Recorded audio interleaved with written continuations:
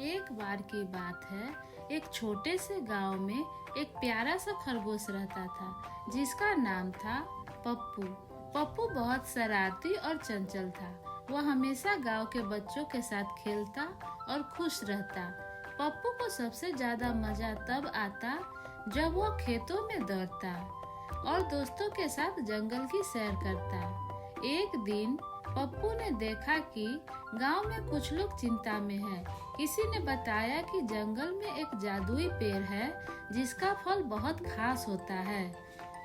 वह फल खाने से कोई भी इच्छा पूरी हो सकती है, लेकिन यह पेड़ इतना दूर था कि उस तक पहुंचने के लिए बहुत मुश्किल आ सकती थी।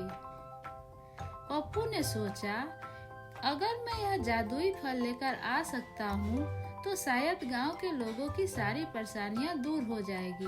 फिर उसने जंगल की ओर चलने का निर्णय किया। जंगल में चलते हुए पप्पू ने कई जानवरों से मदद ली। सबसे पहले वो एक बुद्धिमान उल्लू से मिला जिसने उसे रास्ता दिखाया। फिर उसने एक गिलहरी से मदद ली जिसने उसे पेड़ की ऊंचाई पर चढ़ने का तरीका बता सकती थी।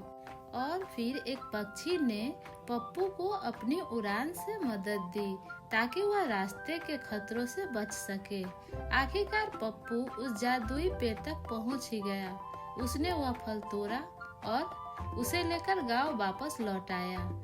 गांव के लोग बहुत खुश हुए और पप्पू की बहादुरी की सराहना की।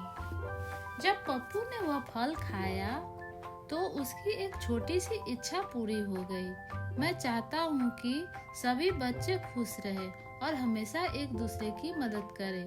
वह फल खाकर पप्पू के मन में यही एहसास हुआ कि असली जादू सिर्फ मदद और दोस्ती में है।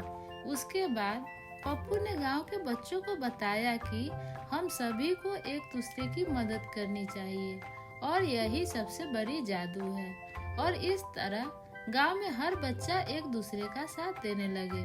सच्ची मदद और दोस्ती ही सबसे बड़ी जादू है।